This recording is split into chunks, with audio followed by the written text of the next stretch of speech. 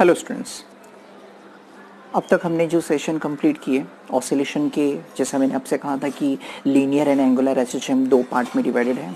So linear SHM part we have already started and we will going to finish the linear SHM. Right? So today we will going to do the last part of your chapter, and then we will start with the angular SHM, which is also a very small topic, and there we will going to have only two derivation. The last will be a damped oscillation. So damped oscillation also a part of a linear SHM, so we will going to finish that also in the next session. So in next session I think almost entire chapter will get over. A very important part for the numerical portion, I'll going to make a separate video. I will not going to mix that part with this theoretical part. और पूरी की पूरी written notes जो हैं आप as it is lectures में notes बनाते चाहिए. आपको नया नोट्स बनाने की ज़रूरत नहीं पड़ेगी कि आपको प्रिंटेड नोट्स नहीं भी मिले हैं तो भी आपके काम आसानी से हो जाएंगे. और कहते हैं hand written notes is a best notes rather than the printed notes made by some other persons. Okay, so let's start with the topic. हम ये टॉपिक अब स्टार्ट करते हैं यहाँ से. सो रेफरेंस सर्कल मेथड, ये this name is new but the topic is a old topic which you will going to see in all old syllabus books. This topic is there in your physics from last I am saying from last 17 years, but you all can see this topic since so many years before also. This topic was having a name projection, so we have to find the projection of SHM. So here we will going to find all the three part which I taught you in the linear SHM, and they are very important terms. One is displacement, second is velocity, and third is acceleration. So we will going to find the projection of these three factors. ये तीनों factors physical factors है, physical terms जो हैं उनकी projections को हम find out करेंगे. तो हम स्टार्ट करते हैं रेफरेंस सर्कल मेथड. अच्छा, रेफरेंस सर्कल मेथड जब हम स्टार्ट करें तो आप try to understand. See, look at my hands is going, coming down, going up, coming down, going up, coming down. See what I am doing exactly, what you are observing from here. For you can imagine, if you see by the tip of the finger, you will observe the hands is just only going up and coming down, going up and coming down, right? So for you it seems like the hand is going up and then coming down, going up and coming down. But if you come from the front, then if I make it front, then you will observe no, actually the hand was moving in a vertical circular motion. But if you see by this view, so by this view you will observe the hands are only just coming up and coming down. This is your reference circle method. So while it is moving up, so you can see here, if I describe this vertical circular motion in x and y plane, so this will be your x and this will be your y. So you can imagine while I was moving hands in a vertical circular motion, so maximum displacement, because here you can imagine you cannot predict the motion along the x-axis, but you can predict along the y-axis. So here the thing is what, if you see here, so hands are going to the maximum height of this much and then it is coming down. So here the displacement is decreasing. So here we will going to discuss only a vertical displacement, only a vertical motion. Horizontal motion we cannot find it, we cannot judge, we cannot make any kind of a judgment unless and until we won't describe the motion by this way. If I describe it, then you can see here the particle is moving along the x as well as moving along the y. But if I'm moving the particle by this way, and if you're seeing by this view, if I keep it this view, then you can see here only the fingers are going up and going down. So here the displacement or the motion is only a vertical motion. Hence we will going to find out displacement, velocity and acceleration only along vertical axis and which is known as Y axis. इसलिए हम यहाँ पे सिर्फ और सिर्फ Y content, Y components वाली content ही find out करेंगे, वही आपकी होगी वर्टिकल मोशंस. याद रखिएगा. सो सबसे पहला जो टॉपिक होगा, a topic is projection of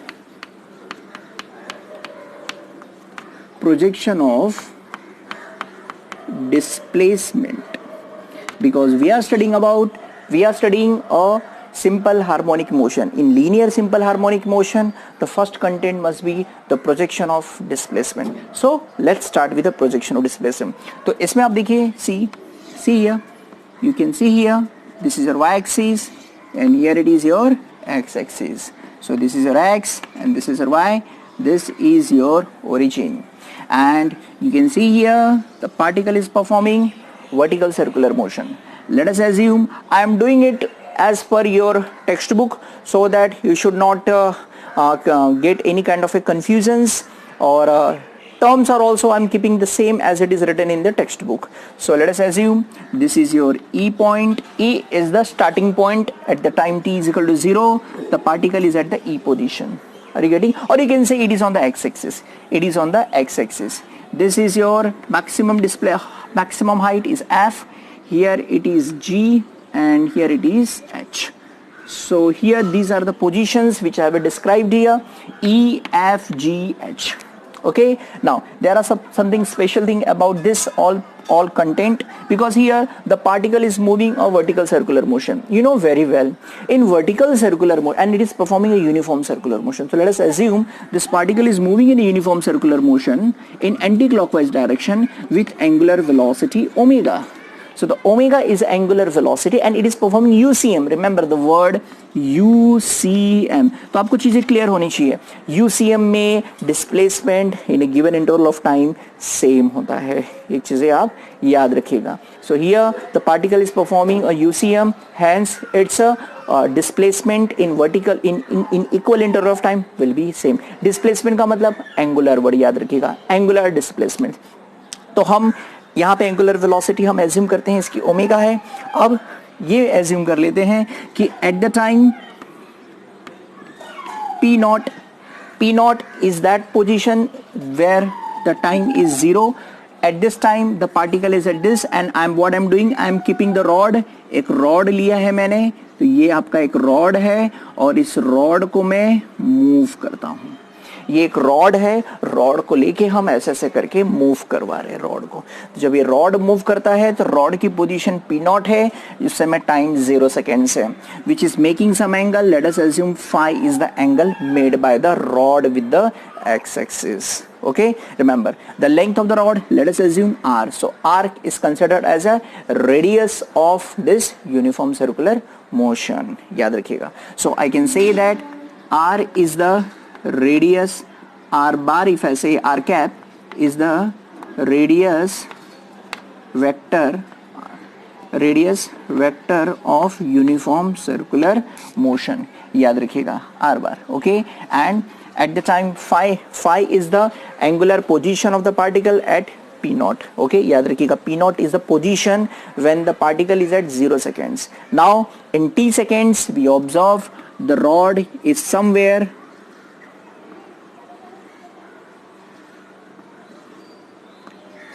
here, which is known as a py. Py is the position. P0 was the position when the time was 0 seconds. At t seconds, now the rod is over here. So see one thing, very important part, when the rod is at py, so at this position obviously the angle made by the rod will increase. Initially it was only a phi, since from p naught to y, see from p naught to py the rod has taken t seconds. Remember, t seconds. Then one more thing, since theta is omega upon t that you have studied in the circular motion, cross multiply. So you can see here, are you getting, omega is theta upon t, cross multiply. So the theta is equals to omega t. So remember one thing, this is the angle made by the rod. याद रखिएगा. तो यहाँ पे हमने क्या किया, ये है theta assume किया, and the value for the theta is, you can see the next angle is omega t. So this angle made by the rod is omega t, and this is the angle made by the rod in t seconds. So from the x-axis, can we imagine how much will be the total angle made by the rod? Phi plus omega t. Remember what? Phi plus omega t. अब एक चीज imagine कर लीजिएगा, जब rod जो P not पे था उस समय जो आप तो यहाँ से वीव करेंगे, आपकी वीव तो आपको यहाँ से है, आप जो भी ऑब्जर्वेशन कर रहे हैं you are observing it along the Y axis. आप वाई एक्सिस के अकॉर्डिंग में ऑब्जर्व कर रहे हैं, तो वाई एक्सिस के अकॉर्डिंग में जब ऑब्जर्व करेंगे तो मैक्सिमम हाइट कितनी हो सकती है? O F. O से लेके F तक आपकी मैक्सिमम हाइट होगी. बट इमेजिन कीजिए जब वो रॉड पी नॉट पे था, उस समय आपको सिर्फ ये पोजीशन ही डिस्क्राइब होगी, ये पोजीशन ओ से लेके ये पोजीशन जो होगी वही आपको दिखेगा आपको। लेकिन जब वो पी वाई पे गया एट दैट टाइम ये होगी उसकी projection, the projection will be O X, sorry what I'm doing, I'm writing as a OM. So OM will be the projection of this rod. Projection means the portion which you are seeing from this end. इस end से आपको rod, see, look at this, look at my hands, the hands are at present it's vertical, you can see the perfect, you can easily calculate the actual length of the arms. But if I'm going to keep this arms by this way, so when I'm keeping it exactly just perpendicular, then you cannot imagine it. For you it seems that only the length of the hands are from this to this end, but actually if I move it vertical, now the length will increase. So over here the OF will be the actual length, but for this the rod has to be vertical. But since at this PY you can see here the rod is not exactly vertical. Vertical तभी बनेगा जब वो x axis से 90 degree पे होगा, PY positions पे rod 90 degree पे नहीं है। एक चीज याद रखिएगा, सब नहीं है तो हमने इसका प्रोजेक्शन क्या एज्यूम कर लिया, हमने प्रोजेक्शन एज्यूम किया है OM, यानी O से M ही वो एक्चुअली उसकी एक्चुअल लेंथ बताएगा। तो हमने क्या किया, यहाँ देखिए हम क्या फाइंड कर रहे हैं, the first part is projection of displacement. हम ये पता कर रहे हैं कि ये डिस्प्लेसमेंट कितना है। सो आप इस ट्राइंगल को ऑब्जर्व कीजिए, ये देखिए ये है हमारा ट्राइंगल, ठीक है, और ये ट्राइंगल O है, ये M है और ये P है, दिस इज योर 90 डिग्री, ठीक है। ये आपका है R, remember this is your actual R which is actual radius and this radius is actually OF है आपका, ये आपका OF होना चाहिए, ठीक है। और ये है आपका OM, ये OM आपकी डिस्प्लेसमेंट है Y। तो लेट अस अज्यूम कि ये कितना है, P पार्टिकल जो है उसका X कोऑर्डिनेट और Y कोऑर्डिनेट, तो इसका जो Y कोऑर्डिनेट है वो कितना है आपका Y। तो ये मैंने क्या अज्यूम कर लिया आपका Y। अब एक चीज से नोटिस कर लीजिएगा कि ये पूरा एंगल मैंने थीटा एज्यूम किया है, ये पूरा देखिए, ये मैंने ओमेगा टी लिखा है, ओमेगा टी से लेके ये पूरा एंगल जो है वो मैं एज्यूम कर लेता हूं थीटा, ताकि ये इजी होगा, क्योंकि ये जितना एंगल होगा उतना ही एंगल ही होगा। अल्टरनेट एंगल्स z शेप करता है, देखिए z बनता है ये, see here. So if this entire angle is a theta, so I can imagine this angle will also be a theta. तो मैंने ये क्या एज्यूम किया, ये पूरा का पूरा एंगल मैंने एज्यूम कर लिया थीटा। अब ये थीटा है, remember, so this angle I am showing here as a theta, okay, and now you have to find out value for OM. So in this triangle which trigonometry I should apply, because I know opposite side and I know the hypotenuse. So if I know the opposite side and if I know the hypotenuse, only the sine trigonometry will be sine trigonometry, okay. So this ratio, sine ratio, we should apply to get such values. So in this triangle sine theta will be equals to OM upon OP. If you cross multiply, you can see that OP sine theta will be your OM. So hence you can say that the value for OM, OP, what is the value for OP? R. So you can see here R sine theta. Are you getting? So the value for OM is R sine theta, and this OM is your displacement, vertical displacement, and that I will represent as a Y. So the Y is R sine theta. But tell me one thing, the Y which I have written R sine theta, what is your theta? Theta actually total angle कितना है? Phi plus omega t. So I can say phi plus omega t.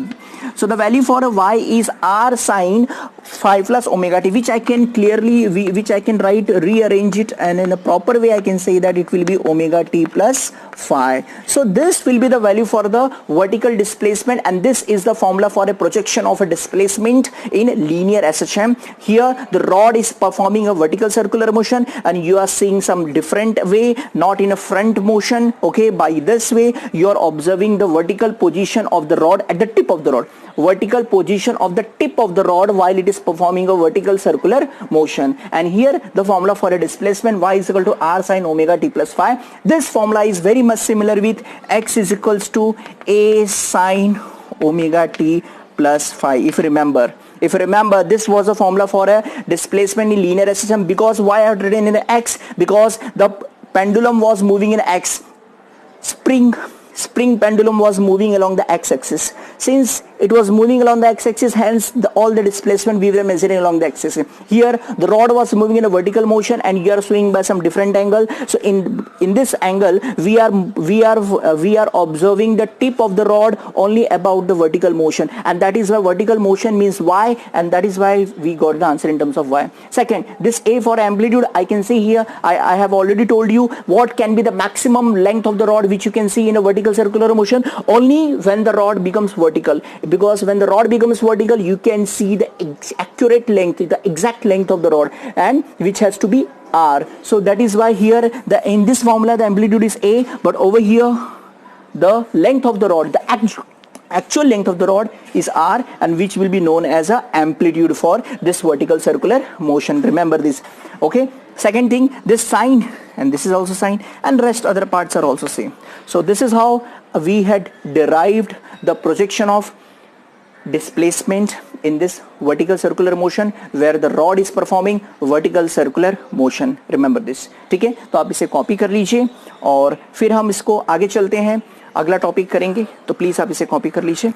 Okay, I am just coming back please.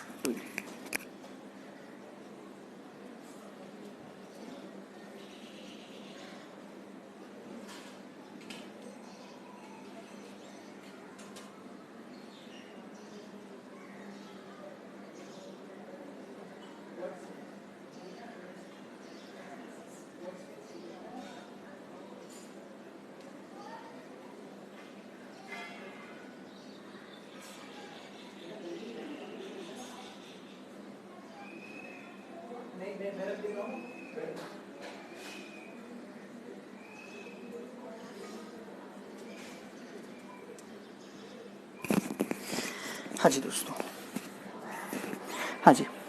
So we had finished with this projection of, आपने copy कर लिया होगा.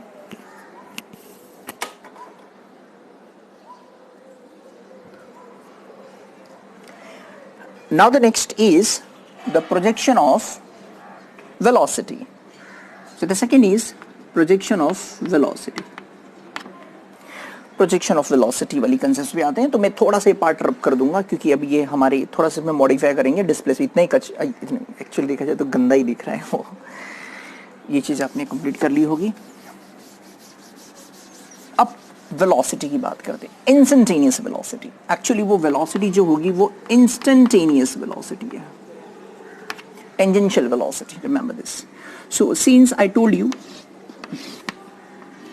Rod जो है वो, rod की लेंथ जो है वो वर्टिकल सर्कुलर मोशन में मूव कर रही है, और हम तो भाई यहाँ से देख रहे हैं, तो हमारे लिए तो रॉड की टोटल लेंथ तो यहाँ से होगी. गंदा सर्कल दिख रहा है बट एनी हाउ जस्ट ठीक है. और ये देखिए ये O है, ये E है, ये F है, ये G है, और ये आपका H है. So this is your x axis, this is your y axis. Remember. अब देखिए, आ जाइए वहां पे. जब when the rod was at the py position, कुछ यहाँ पे था ना py position. So when the rod was, I'm not describing P naught, वो गंदा दिखेगा, फिर py पे चलते हैं. जब रॉड इस पोजीशन पे है, याद रखिएगा, तो इस पोजीशन पे टेंजेंशियल वेलोसिटी तो ये होगी ना vy. यस और नो? नहीं समझे अभी भी आप? देखिए, जब पार्टिकल E पे है तो उसका टेंजेंशियल वेलोसिटी ये होगा. जब py पे होगा तो tangential velocity is always along the tangent होगा, और ये रॉड की लेंथ है, रॉड की लेंथ तो आपकी r है, तो ये होगी टेंजेंशियल वेलोसिटी. अब आपने देखा कि इसकी जो प्रोजेक्शन होगी, प्रोजेक्शन की speed, what we are finding the projection of velocity, मतलब शैडो जो है वो शैडो किस स्पीड से मूव कर रहा है ना, वो हम फाइंड कर रहे हैं एग्जैक्टली. अब एक चीज याद रखिएगा, तो अब ये जो है, ये मैंने यहाँ पे दिखाया था आपको पिछले डायग्राम में, ये जो था हमारा OM था, एंड OM की डिस्प्लेसमेंट जो है ना वो y, मैंने O से M की लेंथ मैंने y एज्यूम की थी. अब आप एक चीज बताइए कि ये जब उसकी ये उसकी टेंजेंशियल वेलोसिटी, तो शैडो की भी टेंजेंशियल वेलोसिटी कुछ ऐसी होगी, पैरेलल होगी, है ना. अब try to understand, again I'm repeating, the direction in which the velocity, the velocity is moving, the same way the direction of the shadow will be there. So since this is a shadow, मैं इसको ये लिख देता हूँ यहाँ पे, ये actually shadow है. ऐसे समझेंगे तो आपको क्लियर समझेगा. तो OM जो है इस रॉड की शैडो है जो आपको यहाँ से आप देख रहे हैं. अगर मैं आपकी आंखें बनाऊं तो ये आपकी आंखें हैं जो यहाँ से देख रही हैं. तो अब मुझे बताइए कि ये जो वेलोसिटी है उसके लिए मुझे शैडो की वेलोसिटी कुछ इस डायरेक्शन में बनानी पड़ेगी, दोनों एक दूसरे के पैरेलल होने चाहिए. अब ये वैल्यू फाइंड करने के लिए हमें दिख रहा है आपको ये कंपोनेंट. ओके, याद रखिएगा. Okay, and now what will be this angle? Try to, can you tell me, can you imagine? Since I told you this entire angle is theta and which is omega t plus phi, remember. So अगर ये पूरा angle theta है तो ये angle कितना होगा? ये angle भी थीटा होगा, है ना. अगर ये एंगल थीटा है तो ये तो 90 होगा कंप्लीट. तो ये एंगल कितना होगा? कैन आई से दिस इज 90 माइनस थीटा, है कि नहीं? यानी ये वाली वैल्यू जो है वो कितनी होगी, 90 माइनस थीटा होगा। तो अब समझ लीजिए, अब ट्राई टू अंडरस्टैंड कि ये आपका, चलिए ये आपका कंपोनेंट है 90 माइनस थीटा, तो ये क्या होगा आपका 90 minus theta. Try to understand. नहीं समझा आप? समझ में आ रहा है ना आपको? फिर से बता रहा हूँ, रिपीट कर रहा हूँ, again I am repeating. If this value is your Vy, so can I say that this value will also be a Vy, है कि नहीं? ये भी Vy होगा। इफ ये Vy है तो ये भी आपकी वेलोसिटी है इस डायरेक्शन में, ठीक है। हमें क्या फाइंड करनी है, only a vertical component of velocity. Vertical motion में जब पार्टिकल ऐसे, हम देखें ऐसे मूव कर रहा है, लेकिन हम क्या करें, शैडो कैसा मूव करें, शैडो की साइज तो छोटी बड़ी छोटी बड़ी, शैडो तो ऐसे ही होगा ना, शैडो तो ऐसी छोटी बड़ी होती जाएगी, ओके। जब रॉड ऐसे हो जाएगी तो एकदम ही छोटा दिखेगा, पॉइंट ही दिखेगा। रॉड जैसे ऊपर आएगा तो साइज, शैडो का लेंथ बढ़ता जाएगा। रॉड जब वर्टिकल हो जाएगा सबसे बड़ी साइज हो जाएगी। Again the rod when need is coming, जब वो फिर से वो हॉरिजॉन्टल होने की कोशिश करेगा, length of the shadow decreases. जब वो एकदम हॉरिजॉन्टल हो जाएगा रॉड तो एकदम ही जीरो हो जाएगा, पॉइंट जैसा दिखेगा। फिर से जब नीचे की तरफ रॉड जाएगा तो फिर से लेंथ इंक्रीज होगी, है ना। तो शैडो क्या हो रहा है exactly, shadow is just moving up and down, up and down, up and down. So since the shadow is moving means obviously it must be having velocity, यानी उसकी कोई ना कोई तो velocity होगी। तो उसके velocity हमें क्या निकालनी है, अप एंड डाउन। ये जो वेलोसिटी है, ये वेलोसिटी y पॉइंट की वेलोसिटी है, इसीलिए मैंने y पॉइंट की वेलोसिटी मैंने इस डायरेक्शन में दिखा है। अब मुझे फाइंड करना है कि ये एंगल देखिए, सी अगर हम टेलिंग ये एंगल जो है आपका थीटा है, तो ये एंगल थीटा है, तो ये कितना होगा 90 minus theta. This will be your 90 minus theta, 90 minus theta, remember this, okay. अब ये वेलोसिटी आपकी है 90 माइनस थीटा, ये वाली वेलोसिटी Vy है। तो कैन यू टेल मी ये वाली वेलोसिटी, ये कंपोनेंट कितना, क्योंकि कोई वेलोसिटी अगर इस पार्ट में जा रहा है तो can I divide this into this and this part, है ना। याद कीजिएगा, ये पार्ट और ये पार्ट में डिवाइड कर सकते हैं। तो ये अगर 90 माइनस थीटा है तो ये वाला पार्ट कितना होगा, थीटा। यानी कहने का मतलब ये है कि अगर ये एंगल थीटा है तो ये एंगल भी कितना होगा, थीटा। कुल मिला के मुझे यही कहना था कि अगर ये थीटा तो ये भी थीटा, ये थीटा, तो ये वाला पोर्शन का जो ये कंपोनेंट होगा ये भी आपका थीटा होगा, क्योंकि ये आपको मिल गया 90 माइनस थीटा, तो ये वाला थीटा होगा, क्योंकि ये तो 90 होगा टोटल। तो ये 90 है तो ये 90 माइनस थीटा, तो ये क्या होगा, थीटा। तो इस तरीके से ये वैल्यू क्या आ गई, थीटा। तो अब मुझे बताइए ये वैल्यू थीटा आ गई। अब मैं थोड़ा सा उस डायग्राम में नहीं जाता हूं, अब यहां पे आता हूं। लेट्स हैव अ लुक, यहां पे देखिए, यहां पे ये वैल्यू अगर Vy है, so can you tell me this value, come on, what will be this value, vertical value, because see shadow is moving in a vertical motion, hence velocity we have to calculate only in a vertical component. So we will going to calculate velocity only in a vertical component. So in vertical component this will be your Vy, and the value for in vertical, see here Vy, and the value for Vy is, your vertical component will be, velocity will be what, Vy cos theta।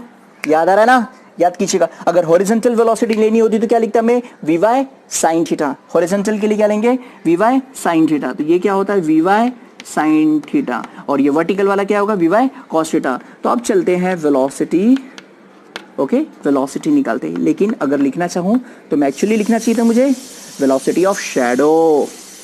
किसका shadow, rod की shadow निकालने जा रहे हैं। So the velocity at the y position, I should not write that, only I must write velocity v, okay, and that can be given by Vy cos theta.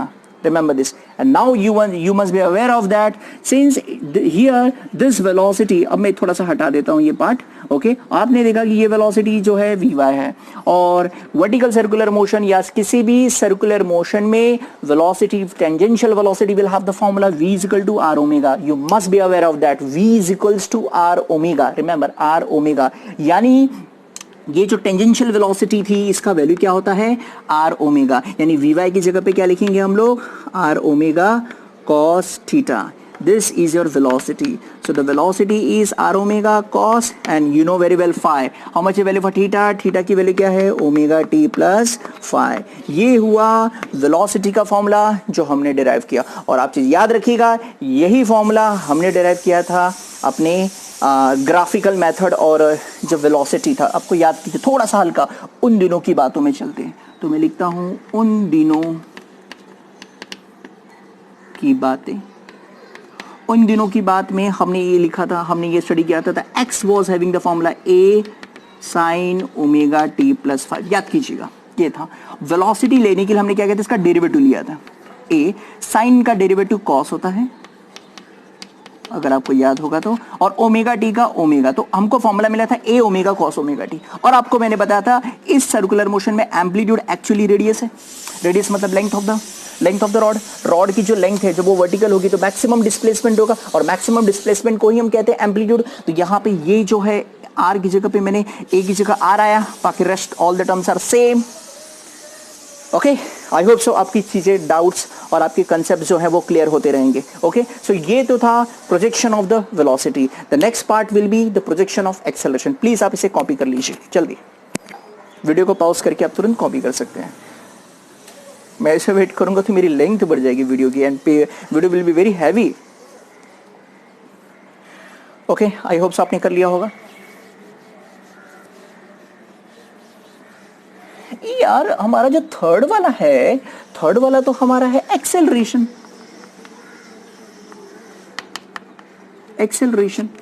Can you guys tell me one thing, मेरे students, मेरे प्यारे students, आप मुझे एक चीज का answer दे सकते हैं कि यूनिफॉर्म सर्कुलर मोशन में जो एक्सेलरेशन होती है उसे हम क्या कहते हैं?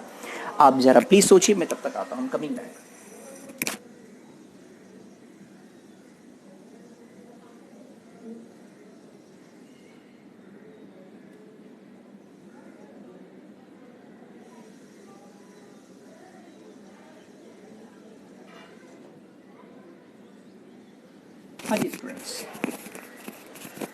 जी स्टूडेंट्स, सोचा आपने?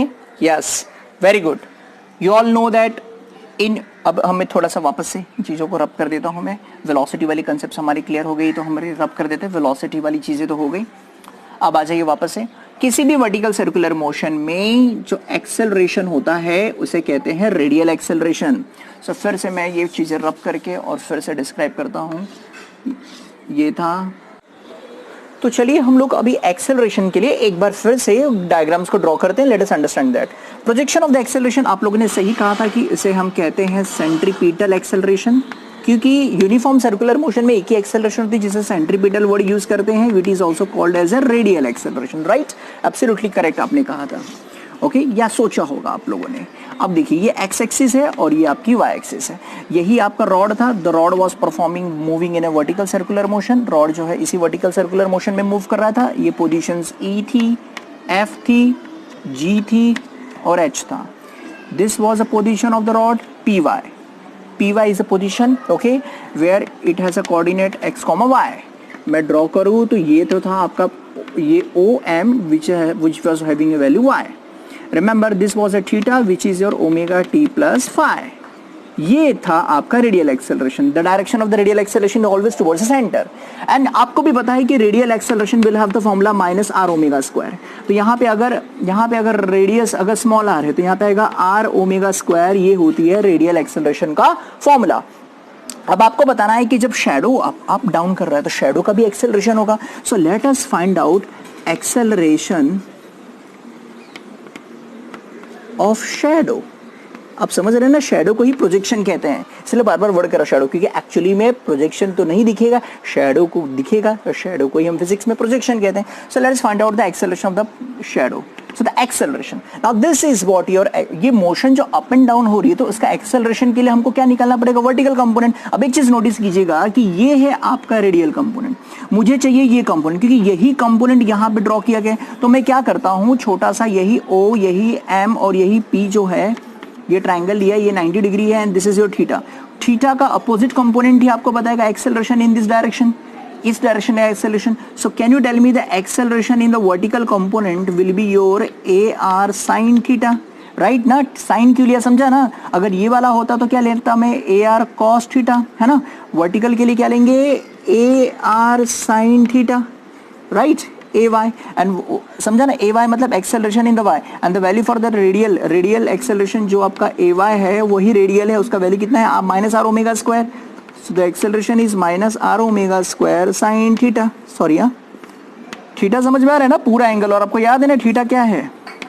सो the acceleration is minus omega r omega square sine what is theta, omega t plus phi. Remember one thing, So this is how we come to know we got the formula for acceleration. अब ये जो formula मिला है, चलिए हम थोड़ा सा recollect करते हैं those things which have studied earlier in this chapter. इस चैप्टर में which was नाम उन दिनों की बातों, तो देखो उसमें आपने क्या स्टडी किया था, उन दिनों की बात में आपने क्या स्टडी किया था. So over there you have studied displacement was having a formula a sin omega t plus phi, याद होगा आपको, है ना. इसी का डेरिवेटिव लेते थे तो आप क्या मिलता था, a omega cos omega t plus phi, right. ये था. अब आपको बताया कि इसका फिर से डेरिवेटिव लेंगे then we will get acceleration and which is your minus a omega square sin omega t plus 5, अगर आपको याद होगा तो. So this was a formula for acceleration, this is a formula for velocity and this was a formula for acceleration. ये देखिए ये और ये फॉर्मूला देखिए ऑलमोस्ट सेम है, बिकॉज आपको बताया था मैंने amplitude he length of the rod है और रॉड की मैक्सिमम लेंथ वो हमें वर्टिकल पे ही पता चलती है. तो यही ए और आर है और इस तरीके से हमें एक्सेलरेशन ऑफ एसएचएम यानी प्रोजेक्शन ऑफ एक्सेलरेशन वो हमें पता चल गया वर्टिकल मोशन में. ओके, तो प्लीज़ स्टूडेंट्स आप मुझे ज़रूर बताइएगा कि आपको ये चीज़ें क्या कैसी लगी, पसंद आई नहीं पसंद आई, वो सारी चीज़ें बताइएगा ताकि मैं अपने अगले सेशन में या इसी सेशन को अगर मुझे फिर से रिपीट करना होगा it's okay, I can again go ahead with that. लेकिन आप प्लीज़ मुझे बताइएगा ज़रूर कि आपको ये चीज़ें कैसे लगी. हाँ, न्यूमेरिकल पार्ट के लिए हम अलग से बनाएंगे न्यूमेरिकल पार्ट, और एंट्रेंस पार्ट इसका which was having the name simple harmonic motion वो मेरा अलग है, टोटली अलग है. उसका ऑसिलेशन टॉपिक नहीं मैंने रखा है, वो सिंपल हार्मोनिक मोशंस है, वो हम स्टार्ट करेंगे जो कि सिर्फ और सिर्फ नीट और जेई स्टूडेंट्स के लिए होगा. ओके, ठीक है. तो एंजॉय करते हुए फिजिक्स से नोट्स आप बनाते जाइए. नोट्स अगर इसमें कुछ दिक्कतें होती हैं टेक्स्ट बुक का जो ये टॉपिक है वो आप एज इट इज़ लिख सकते हैं, उसमें कोई इश्यूज़ नहीं होगी. प्रोजेक्शन से हेडिंग्स डालिएगा, ठीक है. Okay, till then good bye.